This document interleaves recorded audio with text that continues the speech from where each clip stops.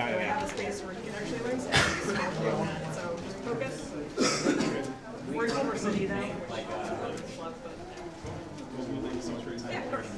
Yeah, it was cool. I don't know what to say. Honestly, I wish I knew.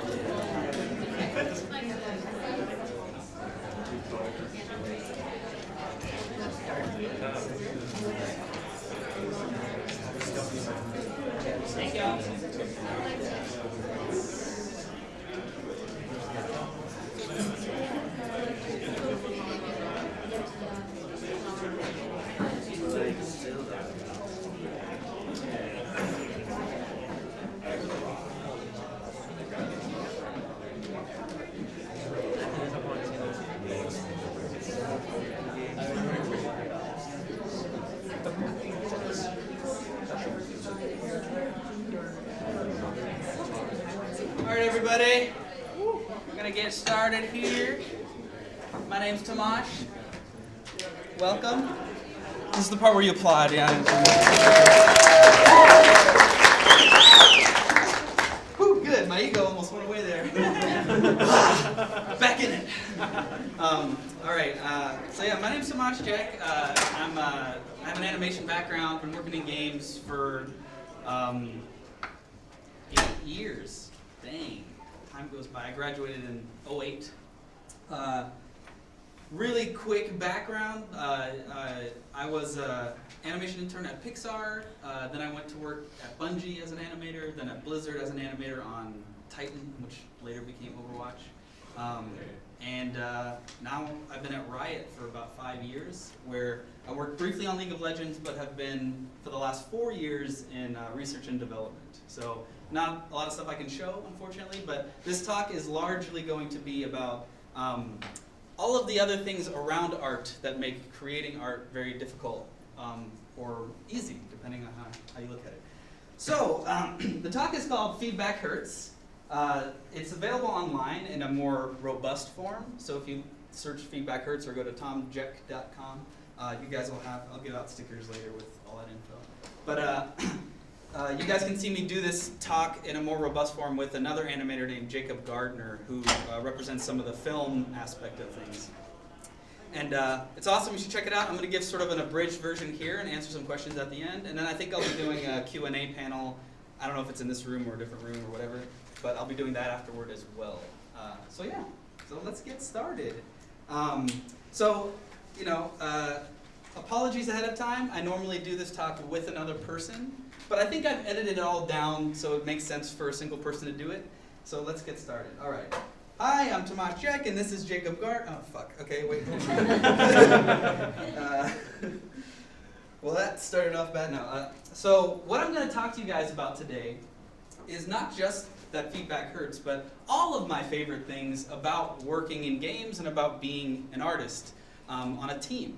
And so I've narrowed down all my favorite things down to, I think, 6 in this particular version, 8 in the online version, if you want to check it out. And I'm just going to kind of go through them all. And there are things that basically, like, helped me get through the rough patches that I've had emotionally, when I've struggled with work, when I've struggled working with other people. And it's things that I wish people would have told me when I was leaving school. So yeah, let's start with the first one. And these are meant to kind of uplift you guys and make you feel inspired. So here goes number 1. There's always someone better than you. Yeah! Woo! Feeling good already, right? Yeehaw! Let's do this. So why is this one of my favorite things about being creative? The thing is, it is always difficult to deal with somebody who's outperforming you. It's gonna hit you hard at every point of your career. There's never gonna be a time when you're now at the top of everything and no one else outperforms you, because for no other reason, there's just gonna be new things that happen, new things that come out. You won't know everything, and it's always gonna be happening. So, for instance, for me, the more palpable times that this has happened is when I met Jacob Gardner, who I normally do this talk with. He was another animator at my school, so I showed up, I went to school at Bowling Green State University. I show up and someone's already saying to me how great of an animator I am, and I'm like, yes, and they're like, you should talk to this other kid, he's even better, Jacob Gardner. And I'm like, oh. And I see, and they he's sitting right over there, and I look at him and I'm like, that's the guy I have to beat. But, of course, I wanted to be nice, and I was mature, and I didn't let any of that affect my behavior. And so I walked up to Jacob to see what he was doing, what he was working on, and he's making a pretty cool animation, which is fine, that's great, hooray! Really cool to have a great animator at my school, yippee! And I asked him sort of what he's working on, and he's like, oh, I'm just trying to figure out, the line of action on this thing. I'm like, oh my god, he sounds so smart. But that's fine, that's great. Yay, Jacob, that's awesome that you're doing that. Yeah, I feel so cool. So anyway, I'm gonna go work on my stuff. Good luck with yours. Yay, animators together. And so yeah, it's impossible not to feel some amount of rivalry with the people that are in your immediate vicinity, especially when your brain is kind of using them as the standard by which to measure your own skills, right? And that's never going to stop happening to you. That happens to me at work now. There's no point at which you reach a certain level and it ends. And so I think the thing that I sort of take away from that is how to live with it and how to make sure it doesn't result in behaviors that in the end hurt mostly you. And that was really happening to me before. Because ultimately, when I actually did get to know Jacob, and when I started working with him on things, this rivalry felt really palpable, but eventually we joined this contest together. And the contest required 3 people. So me, Jacob, and this other guy, Jim Levasseur, joined this animation competition. And that was the first time that I had experienced pride in someone else's work. And that's a really, really difficult thing to feel, at least for me. I don't know. I imagine if I have a son or daughter someday, maybe that's when I'll feel it again. But because we were actually on the same team and him doing well was going to increase my chances of winning that competition, right? When he made animation that was better than mine, instead of feeling like, fuck, I was like, yes, thank God, oh, we need everything we can get, to win this competition. And so that's a feeling that I think I try to chase now, that I try to create into existence. And I can talk to you guys about some of the ways I do that.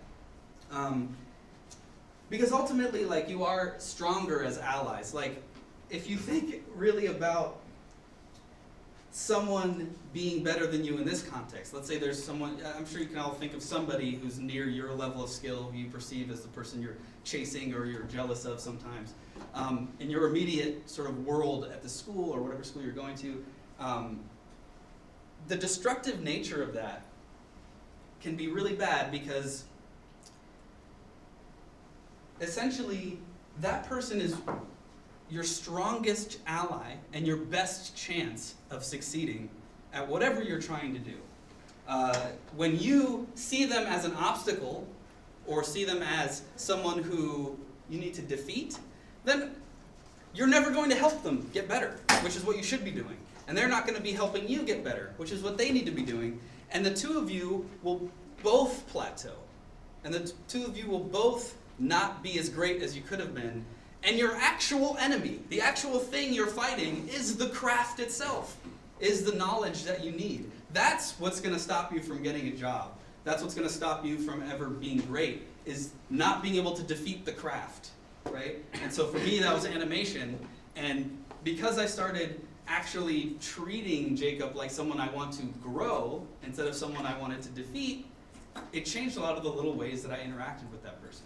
And if you think about like something, like a funny example to me is like when people, students, and when I was a student I did the same thing, like you're always like obsessed with getting contacts at jobs, right? It's like, oh, my dream is to work at, my dream at the time was to work at Leica or something, right? And if I only knew somebody that worked there. But if one of my friends got a job there, I'd be like, damn it, they beat me, they got the job that I wish I would have gotten, dang it.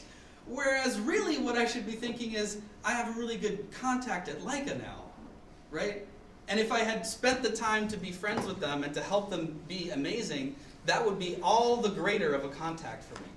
And so you actually want to be helping each other get hired at places, because if those places are successful and those people are successful at those places, they'll be taking you with them next, right? Because they'll be like, oh, I know a person that's also good at animation. I spent 4 years with them and we didn't kill each other, so they must be pretty cool, right? So, and that's the kind of thing that really gives you a much more meaningful contact too, because someone you swap business cards with at a convention is not going to be the same kind of person that you've spent 4 years behind a desk with here, right? And if you take that opportunity to invest in each other, you can really, really get a lot of bonus out of that. You just won't see that for a few years, so it's hard to like see the value now. Like if I looked around at the people I went to school with, I'd be like, oh, look at all these idiots, right? But now they're at Disney, and they're at Bungie, and they're at DreamWorks, and they're at Pixar, and they still kind of look like idiots to me, but that's where those people come from, right? It's not like the people in this room are probably going to be the people that make up those studios someday. It's not going to happen tomorrow necessarily, but you should invest in them now because this is exactly those people. So yeah, let's go on to the next one. Oh yeah, so this one, I know this one came off like it wasn't really that positive. This next one, I'm going to turn it all around. All right, ready? Super positive. Woo! Learning is not fun. Yeah! That should put a pep in your step, right? Woohoo! I don't know if these talks are better for me or for you guys, but I'm having a blast.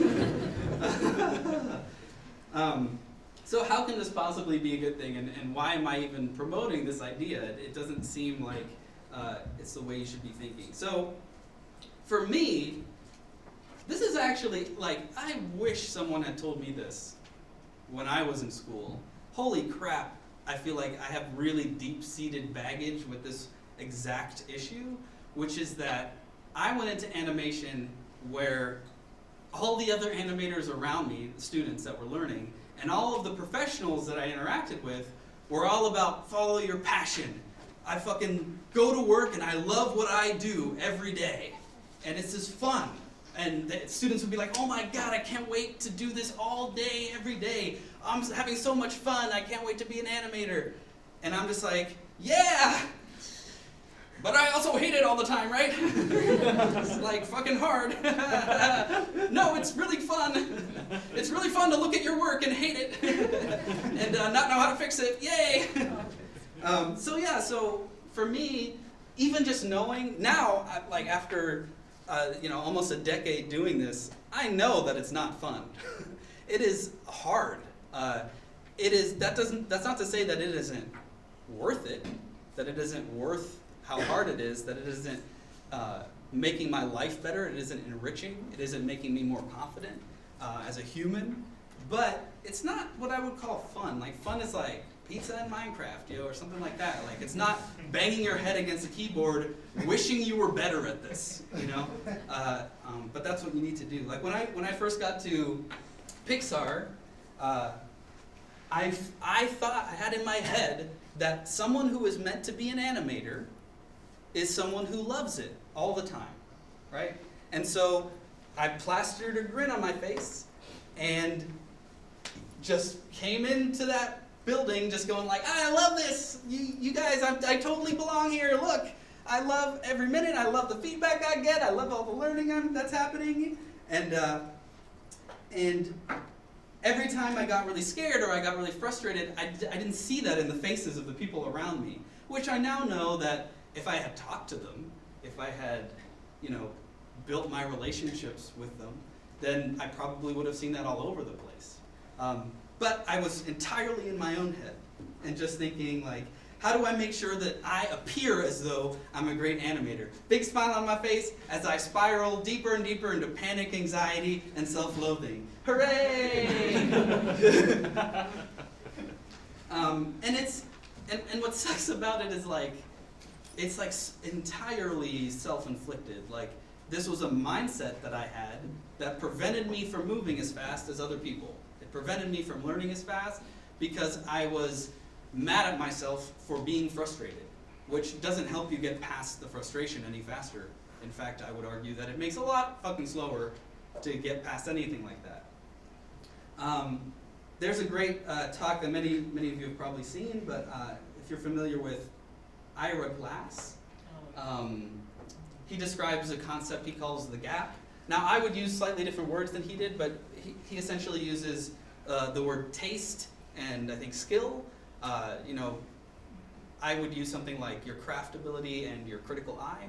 But essentially, he describes that anytime you're learning something, especially at the early stages, your critical eye develops really fast. Like, you know what good is, like, possibly within days of learning a concept. You know what a great version of that is.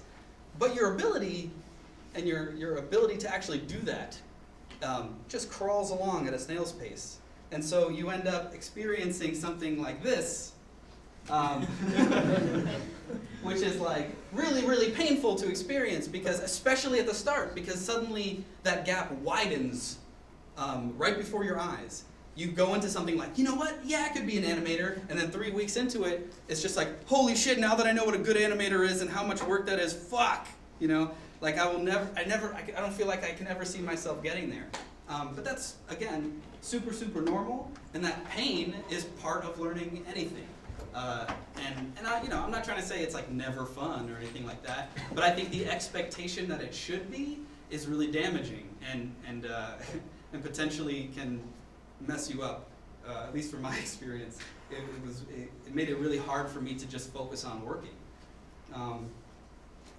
And I almost gave up, honestly. Like, it can make you feel like giving up because you're like, okay, well, if everybody else around me is having fun or appear to be, and I'm not, then I'm clearly not cut out for this. Maybe I'm not the person to be doing this. And I can tell you categorically that is not true. There might be other reasons why you're not cut out for it, but not having fun while learning it is totally normal. And different people deal with it in different ways. I like to equate this to like working out. I know that there's people that probably love working out, but I deep down believe that most people don't actually enjoy it. They enjoy how they feel afterward and how it makes them feel. If I had a gym, like all the gyms will always have ads that are like, it's like, come start a fresh new year, or whatever it is, right? Like, make your body feel great, I feel like if I had a gym, the slogan would be like, yo, working out sucks. Come here and get it over with. It's like, oh God. Because that's how I feel about working out. I'm obviously not the most physically strong person in the world, but it helps me get through that stuff to think like, okay, this isn't supposed to be fun. It's supposed to be good for me.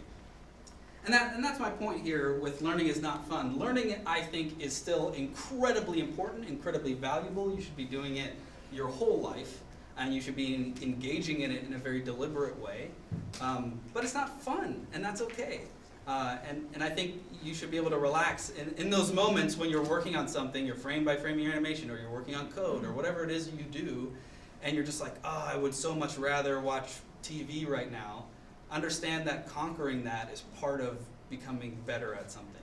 You don't wait until you feel like it, because then you really won't get better at it. Because there's going to be plenty of times you just need to do the work, even when you don't feel like doing it. So let's jump to the next one here, and that's the one the talk is named after, which is feedback hurts. So why do I bring up this one? So feedback is a really interesting thing, because I think at this point, probably all of you know that it's important, right? Supposed to get people to look at your work, or look at what you've done, play your game, watch your film, whatever it is, and give you feedback. And I think when I was in school, the idea was always just like, it's all good. Just get feedback from everybody. More eyes on your work, the better. Feedback, feedback, feedback. Yeah, that'll make you better. But for me, I never felt good about it. Like, I was like, okay, then why do I always hate it when it's happening? Why does it feel like shit? And why do I not actually feel particularly clear about what I'm supposed to be doing after it happens? And giving feedback is even harder. I feel like feedback was always this like, yay, feedback, woohoo! But I was just not getting it. And I always wanted to figure out why. Like, there's got to be good feedback and bad feedback. There's got to be like smarter ways we can do this. And so that's what made me think about that. And so here's what always messed me up about it. A lot of people, I mean, even people I work with now, and I don't think it's a bad sentiment, but it just doesn't apply to me. The whole idea of like, get a thick skin, you know? It's professional. Let it bounce off you. It's not about you, it's not personal, it's just about your work. But that didn't ever really resonate with me. I'm a naked baby man. I don't have thick skin. I'm never gonna have thick skin. I care so much about whether you like the stuff I make. And I can't imagine a world where I don't. Like, it's not like, oh, here's an animation I spent 3 months working on every day for 16 hours. You know, like it, don't like it, doesn't matter to me. Whatever, take it or leave it. It's not a big deal, I'm professional. It's like, no, there's no way. I'm gonna be devastated when people don't like my work, and I'm gonna be fucking ecstatic. It's gonna power me for years when people love it. And so I couldn't relate to like have a thick skin. But I did want to be like, okay, well, I don't want to not get feedback, right? It is important to hear this stuff. It is really, really important to get feedback. So how do I resolve the fact that I'm emotional about it? And ultimately what it came down for me is just make sure the person that's giving you the feedback feels valued. Don't scare the shit out of them for doing it. And I think a lot of times we can do that without even realizing it. I mean, it could be as simple as like, I'm sitting here and you come over to look at something I'm working on, and I'm just like, cool, yeah. Thanks. And just that will probably discourage that person, and certainly not encourage that person to ever come tell you anything again, right? And being aware of your body language and what you're doing with other people is not something I ever thought about during school at all. I mean, I was so self-centered. I think school is like where most of us in our lives will be the most self-centered we've ever been. And I'm not saying that's all of you that's true, but it was definitely true for me. Because you're just focused on your career, you're focused on how you're gonna get better, how you can get the most out of the experience. You're never thinking about like, how do I make my teacher's job easier? How do I make other students learn more from this experience? But once you're working at a studio, that is the way you have to think, because you're no longer an individual in that regard, right? I always feel like I surprise students when, you know, I'll do like portfolio reviews in a much similar setting to this, and I'll bring up someone's work and it's great, and maybe they have like really awesome, clean backgrounds. And this person sitting next to them comes up and they have really cluttered, messy backgrounds. And I'll go back to the original person and be like, how are you a student with this person and not telling them about the thing you know how to do, you know? And that to them is like, that's not, how is that my responsibility? But at Riot, that would certainly be your responsibility. And anywhere you work, that would certainly be your responsibility to share that knowledge. And that's a skill that I think all of us need to be practicing, and practice it as soon as possible. But it is really uncomfortable to do. And so the way I've dealt with feedback, and I'm going to give you a little performance here. I'm going to show you guys here how I've dealt with feedback and how you can be prepared to receive feedback as a professional. All right, so I'm doing my work. Somebody, just imagine that you guys have just given me some tough, brutal, honest feedback, which is great. And here's how I will professionally react to that.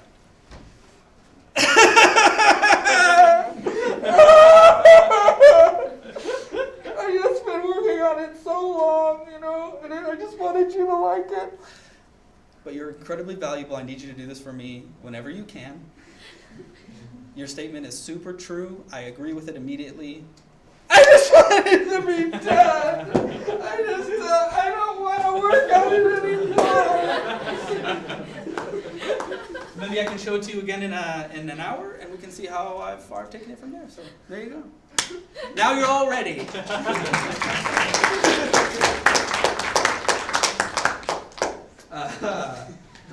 Oh God, I'm gonna get you all fired.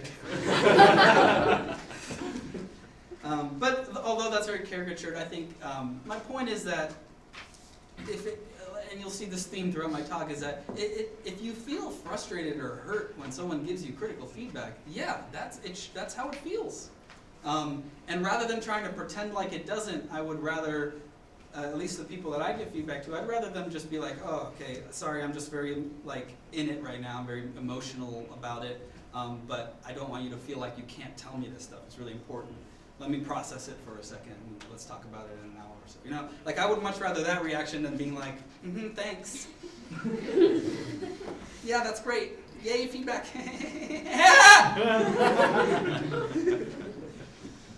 All right. So, why is receiving feedback important? I think because ultimately that's a big tool you use to grow and help others grow, and ultimately you're going to experience a lot of failures pursuing the kind of job that I imagine you're pursuing if you're in this room. And failure is unavoidable. Failure is something that will happen to you many, many times a day, in 1,000 different little increments, and that's essentially that's what learning is. It's constantly failing over and over again and trying to mine the data from that so you don't make the same mistake twice. Now, there's a lot of people that say, I think this concept is not foreign to many people. There's a lot of corporate company things where they'll be like, we want to celebrate failure. Failure is key to innovation. We want to create a safe-to-fail environment. The reason that always feels a little bit false to me, not quite capturing what failure feels like, is because it's never safe to fail if there are any stakes at all. There's no world in which if you're trying to create a game that's going to ship to even just hundreds of people, let alone thousands or millions, that you're just going to feel like, yeah, if it sucks, whatever, we learn from it, It's always going to be emotionally charged, it's always going to be terrifying, and there's just no way to make it safe. And certainly celebrating it feels wrong. To me, when someone says celebrate failure, I'm like, yeah, maybe you're kind of talking about silly mistakes. If I walked over here and was like, oops, wow, human error, I tripped, I can celebrate that. But if I walked over here and went oh, I just texted my mom and I ruined our relationship. Celebrate failure. When you truly hit the ground, when you truly mess something up and it hurts other people in your life, celebrating has never felt like the way to come out of that. It's dread in the pit of your stomach. That's it's horrifying. For me, a story that comes to mind is, so I do a lot of presentations, right? And I mess stuff up and I misspeak and all this stuff. No presentation goes smoothly for me, especially because I refuse to practice because I hate it. And I do practice, but not enough probably. But it's about how you act after a failure that is the most important. And that's why I say that failure defines you, because in those moments is when all eyes will be on you. It's when you will be the most, you yourself will remember that moment the most. And that's also the moment you can try to do something to come back from it, right? And so an example from like a presentation standpoint would be, I was once watching I was doing a presentation at a school, and before me there was this lady that was talking about a different school that she was suggesting the students here transfer to, right? And so she was doing this presentation. The presentation wasn't particularly enthralling, but it wasn't like terrible or anything. She was just going through slides of like students having fun on campus, you know. And at one point she played a video, and the video was a bunch of interviews with students at this particular school. Unfortunately, one of the speakers were out, and the audio was kind of like left or right sided. In any case, the important thing is like randomly some of the students just wouldn't have audio. And so the video would just play, and suddenly the audio would cut out, and you would just see somebody like... that in and of itself wasn't that big of a thing. In fact, most of the students were half asleep anyway. And so like nobody really noticed. But the presenter's reaction was, does anybody, do you know how to, normally there's sound, how do you, do you know how to, and you know, it was pretty hard to watch. And I've certainly been in thousands of, sound just never works. It's just nothing you can ever count on. So like, I've felt her pain, but it's hard to watch her reacting that way. But here's the important lesson I gathered from that. The moment she started to fall apart, she had the attention of every single eyeball in that room. There was nobody that wasn't fully enraptured at this point. You know, people that had seconds ago just been slobbering on themselves were suddenly like, "Oh shit, drama!" You know, and really it was her response to the failure that made all the difference. And you know, because it's easy for me to say after the fact, but there's like a million different ways you could respond to that that would make that experience actually better. Like she could have just started like saying stuff for the students. She'd be like, "Oh, look at me, I really like going to the school here," and suddenly it would be hilarious, right? Or she could have just let it play and been like, "Hey, some of the sound wasn't working, duh, everybody saw that, so let's move on," right? But those moments are highly stick to your memory, and realizing that and knowing that there's a spotlight on you when you fail can help you practice defining who you are in the throes of failure. Because you don't get to practice that in a safe setting. You only get to practice that when some shit goes down, right? And so it never feels good, but you can at least tell yourself, and this is what I do, is like whenever I really fuck up, I'm just like, okay, well at least I get to show who I am when I'm 2 hours late to this meeting. You know what I mean? Like, woo! You know? And so that's why, for me, failure defining you, I think, is, for me, what I found the healthiest way to think about failure. Alrighty. So I have one more point to go over with you guys, and this one I think is the most important. So if you take away anything from this topic, I would take away this last point. And before I switch the slide, I want to tell you guys, this point isn't meant to be literal, but it is meant to be a highly effective way to run your life and to run the way you operate and think when you approach your craft or learning. That vastly, I think, changed my life for the better when I started to think this way. So here we go, last one. Bam! Everything is your fault. Everything that happens ever, anywhere, is on you. No, but again, not seriously everything, but it's more just like, I think self-victimization is a thing that I did a lot as a student. Every class I wasn't doing well in was because the teacher hates me. Or because I didn't know that we were supposed to do this thing, or because this school sucks, or whatever it is. I made 1,000 excuses a day, and those excuses, I don't want to paint a picture where I'm trying to tell you guys that those excuses aren't valid. The school did suck. Some of the teachers did hate me. Like, there were very real reasons behind a lot of these things. The problem is it wasn't making me deal with them, saying like, well, I'm not going to be good at animation because my teacher doesn't know anything about animation. It's like, okay, but if your goal is to be good at animation, you got to fucking figure something out. Life isn't going to be fair to you. And to many of you, it's going to be even less fair than it has been for me. Like, this isn't like a contest of like, I've had shitty things in my life or anything like that. But I know for a fact that I have worked with people of every background, of every possible way of becoming an artist. Some of them have had horrific families that they've climbed out of that were physically violent. Some of them have come from rich, wonderful families. Some of them have come from countries that don't even offer the kind of training or knowledge that they want. And some of them haven't. And the thing is, like, only you can figure out what the best way to solve the problem that you're in is. Because nobody's going to care about it as much as you are. And nobody's going to know the intricacies of it as much as you do. So some examples of this, I think, if I were to go into some, try to relate to students.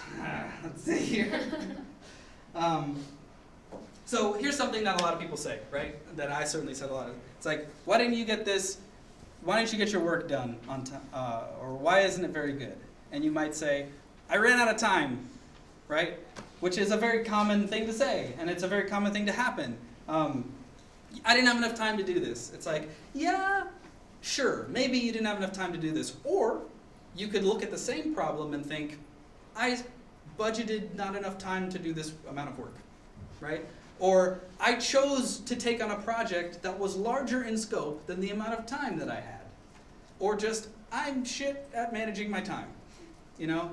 And then maybe you could be like, well, no, I did budget my time. I did choose the right size project, but this unexpected thing happened. My grandma died, I had to leave for a week, right? And even then, I would still say, well, you budgeted your time so at such max capacity that you were not able to pivot based on some sort of new thing happening, right? Because I'll tell you right now, like, once you have a job, and those of you that probably hear people that already do, like, you can't go to your players and say, like, you're not getting this patch this week because my grandma died.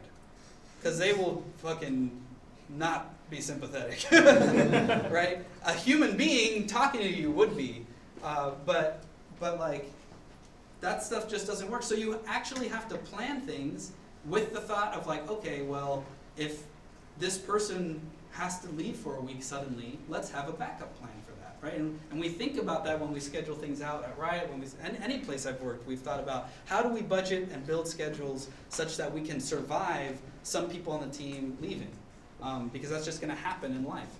And so thinking about your own work that way, like another example might be your teacher gives you an assignment and you don't feel like that's actually what you should be doing. And so when it ends up on your reel or on your portfolio, and I'm looking at it and I'm like, I keep using animation examples because I'm from animation, but like I might say something like, this animation is way too long. Like, you should just focus on a small part of it and make it really good. It's a very common piece of feedback that I have for animators. But they often come back at me and say like, well, I took a class and we had to hit this minimum time amount. And I'm like, sure, you can submit that and still go home, delete the end of it, and do whatever the fuck you want to do with it, right? You don't have to do anything. You can figure things out around your class. You can still get an A and make something completely different, right? So I don't know what all the answers are in your life, and I've certainly had people come up to me that have stumped me with the really, really hardships that they have. But you still have to figure it out somehow. I actually even wrote a poem about it, which I'm going to read to you now, to your dismay. All right, so it has two parts. The first part is about a guy named Joe. Joe wants to be an artist, but his art school sucks. For $50,000 a year, that place should be deluxe, you hear? Joe wants to learn to draw, but no one there can teach him. But there's awesome artists out there, but none of them can reach him. He applied for a job, but they lost his application. He emailed the recruiter, but she said she's on vacation. He gets one interview, but his car breaks down. Doesn't seem like he'll ever get to leave this town. Now his dream job needs 5 years experience? 5 whole years? Are they really freaking serious? Joe's gripes are legit. Joe's life isn't fair. He sits and feels a mixture of outrage and despair. So my point about Joe is, and these are things that lots of people have experienced, I've experienced, is not to, it's a little funny, but it's not meant to say like Joe's an idiot. These are real problems that a lot of us are going to run into. But for part 2, I'm going to give you a little rhyme about a gal named Jill. Jill wants to be an artist, but her art school blows. So Jill finds an online school that has some working pros. Jill wants to learn to draw, but there is no class for that. So Jill just draws 1,000 freaking drawings of her cat. She applies for a job, but she doesn't get a call. So Jill finds 10 more studios and applies to them all. She gets one interview, but her car breaks down. So she Skypes them from a library in her hometown. They were looking for experience. She's not sure what to say, but her drawings are so good, Jill gets hired anyway. A lot of things aren't fair. Jill knows that this is true, but she ain't got time to dwell on it. Jill's got shit to do. Come on!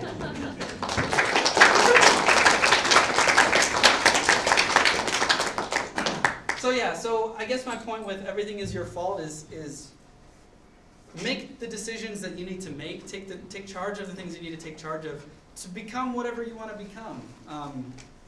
And don't let other people make those decisions for you, right? Like, there's nothing, figure it out, right? Like, there's nothing that is or isn't allowed or isn't the right way. Like, if you go online, here's a really common one. If you go online and you apply to a place and they say 5 years experience needed, and you don't apply because of that, why? Like, just apply. I have never once gotten a job where I actually have had the amount of experience required, right? Those are like just as a little secret, those things are out of date and written by people that aren't even the people doing the hiring oftentimes. But even just in general, like, you have to tell yourself, am I not applying because I truly think that this is a limit that I can't break? Or am I looking at that and using it as an excuse to not go through the work it takes to apply, right?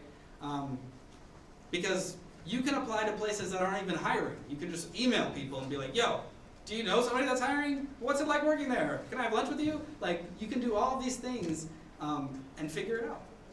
And so, finally, I want to leave you with something. Stephen King wrote an amazing book called On Writing, and a lot of stuff applies to, I think, just creativity in general and doing stuff in games or in the world. And he ends it with this really cool concept of a permission slip. And I'm going to bastardize it and make my own version of it for you guys here today. And so I want to give you guys permission, right, to get up and go do the thing you want to do. And if you don't have the tools, make them. Find them, or find another way to do the thing you want to do. If you want to make films, make one. And if it sucks, make another one. Whatever it is that drives you, find a way to do it.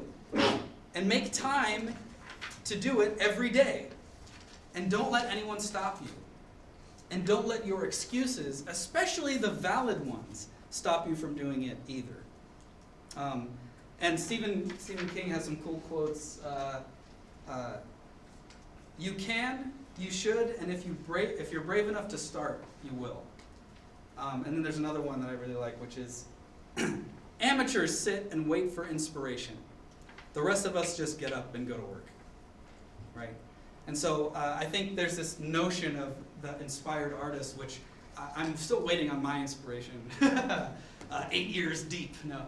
But I think that rings really true to me, where it's just like, you don't get to wait for inspiration. You have to push through, even when you don't feel like it, even when the entire world seems against you.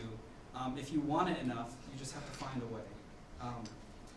And on that note, I sell shirts.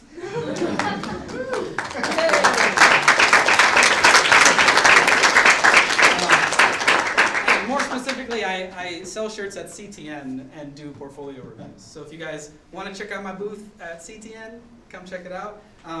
You can, I don't know how much time we have left. 10 minutes. 10 minutes, I can answer some questions. You can also, if you don't get a chance, you can email me. I'll also be at the Q&A session, wherever room that is in.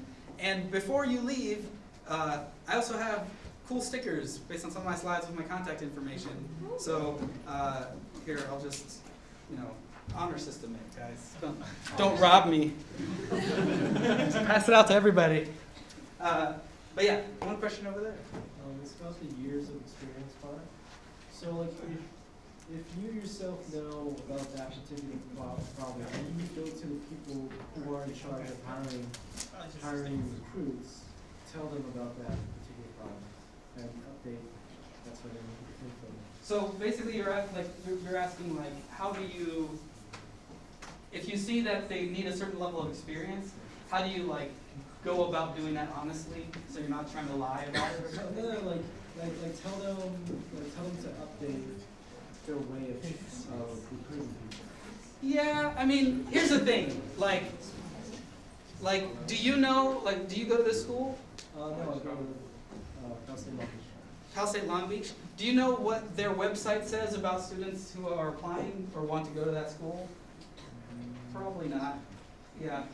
And so that's, I don't know what Riot's website says either. There's a department that does that. I'm sure they do a great job. I'm not trying to be throwing them under the bus or anything. But if I were to tell you, hey, Cal State Long Beach has an incorrect thing on the website, you'd be like, okay. You know what I mean? They're these places are big, and a lot of people trying to do a lot of stuff, and it's not happening because of any kind of malicious or wrong thing happening. It's there's a lot of people who are desperately trying to make a great product or a great thing, or worry about their jobs or doing whatever it is, and that kind of stuff is always going to fall through the cracks, right? So I'm not saying, yeah, for sure you can always tell them, hey, this thing is incorrect. But I think it's going to keep happening because that's never going to be at the top of their priority, right? Making sure, at Riot, making sure League of Legends is working is always going to be much more important than making sure the animation position has the exact right information on it. I guess I'm not trying to make an excuse. I'm just saying the reason why that stuff is generally outdated is because it's really hard to make that your most important priority in your day. And that's why I would say just apply anyway. And if you get hired somewhere, you can be the first guy to go in and change that on the website. But generally, by the time you get there, you've now completely forgotten about it, and you're freaking out about all the 1,000 other things that you're worried about, if that makes sense. That's awesome. Great talk, by the way. I was wondering, since you're in a leadership position and you seem to think about feedback a lot, how do you approach teaching people who you interact with about feedback, or even receiving feedback from them? Sure. So, that could be a whole talk in and of itself. But the question was how do you coach people around giving and receiving feedback effectively? The short version answer to that question is always have a very specific goal in mind when you are getting feedback from someone or giving feedback to somebody. Ask them what their goal is. So, for instance, I could put up a picture of, I could draw up 5 dogs, right, and put it up on screen. And I could ask you all, what do you think? And every single one of you would have a completely different answer. You'd be like, well, I like pugs, and I like golden retrievers, and I like this dog, or whatever, right? But if I asked you guys, okay, my goal is to make the scariest dog possible. Now all of you would have probably much more similar answers as to which one of my 5 drawings are the scariest, right? And so basically creating some structure around the way you receive feedback helps. Also feel like you're getting it. You will be less frustrated because you're getting feedback. If someone just says, I like pugs, and you're just okay, that's not super helpful. But it is still your fault that they aren't aware of what you need to know. And so a big part of it for me is teaching people to solicit feedback with the goals stated. And then, the other part is when you're giving feedback, ask what the person's goals are before you just start saying stuff. Because that constantly happens at work all the time. Like somebody will post an image up and they won't write anything about it, and someone will say like, "What? That character would be terrible," and then it's like, okay, well, that's not what this character is meant for, right? This is just a thing that I was trying to try this specific thing, and everybody's like, "Oh, okay," and so giving that context and those goals up front helps a lot. It still doesn't completely solve everything, and then there's the whole other aspect of like, well, I have a criticism of your goal. Right, and but that can be a separate discussion. So it's like, I don't, like if you were like, well, I don't think a scary dog is what we should be making, right? Then let's not criticize this at all. Let's just talk about that goal specifically.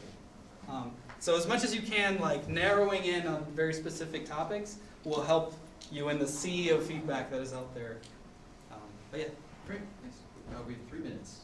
3 minutes. Come on.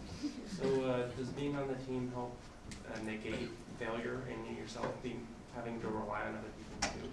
Whether as a team fails, I mean, honestly, I feel like any activity done as a team is harder. Mm-hmm. Not because teams suck, but because it becomes way more complex. And now multiple people have to know what's going on. And I would say it actually can intensify the feeling of failure, because now you're like, well, other people are relying on me and I'm letting them down. And maybe if it's not a very good team, they're too scared to tell you, and so you just feel this weird vibe and you're worried about it and you have anxiety every day, right? The way to make a team feel better is to create relationships and constantly work on that every day to promote honesty between each other and make them feel comfortable to tell you when you're failing. That way, when they're not telling you, you don't have to sit there with anxiety worrying if you are. That's when I feel the best about it. But I think, I mean, teamwork is a whole other subject, which I actually go into on the online version of this, which is very difficult and always a constant battle. And it's about creating the space to be honest and argue with a very specific purpose. It's not about creating a space where arguments don't happen. It's always going to happen. Put 2 people in a room and they'll argue. Do you have any personal experiences at Riot that you can share about like feedback that's like that you've done and how you judge it? I mean, like thousands. I know we don't have much time, but maybe I can answer this question more fully in the panel. But really quick one would be like, for instance, I am sometimes seen as lazy because I refuse to do work on something until we have proven its worth. And that's sort of a mentality I operate by. Like, if you say to me, make this awesome shed, I will first say, what do you need it for? And if you're like, well, I'm testing an idea for having sheds in Summoner's Rift, I don't know. I'd be like, here's a box, like, try it with this, it's enough. And then later, if it's fun, let's start making it a cool shed or whatever it is, right? And I might get feedback of like, oh, okay, let's not make cool stuff then. Like, and it's like, oh shit, that hurt. That's not what I mean. Fuck you. I mean, but no, there's like, every day is constantly full of these kind of discussions. And I think it's kind of an environment where if you build relationships, you're okay kind of yelling at each other and you know that you care, right? It's not because you actually hate each other. And so it's all about like sharing your point of view and making it easy and oftentimes even digging to get that person's point of view. If they're not particularly comfortable with conflict or something, you might have to ask them 10 times. Sometimes I'll ask people, what do you like least about me? And they'll be like, oh, you're great. And I'll be like, there's gotta be something. And then, actually, and then here comes paragraphs. And it's like, I did ask. But another thing I say in my longer talk is like, everybody in your life is frustrated with you about something. And that information is pretty golden to know. They'll never tell you unless you really, really, really badger them. And if you don't, as long as you don't explode when they do, right? And so it's like, that's a tough thing. And the more leader you are, the more senior you are in your position, drastically affects how honest people will be with you. You know, like once lead is in my title, good luck getting critical feedback from anybody, right? And I think like, so I really have to dig for that, and I really have, and it's there. It doesn't go away just because I have lead in my title. It's just people are like less likely to say it. But I think no matter what your title is, it's just hard to approach somebody and be like, hey, so you said this thing that really hurt my feelings, but I don't want you to hate me. You know, like it's hard. That kind of conflict is always going to be hard to like directly approach something that you're mad about.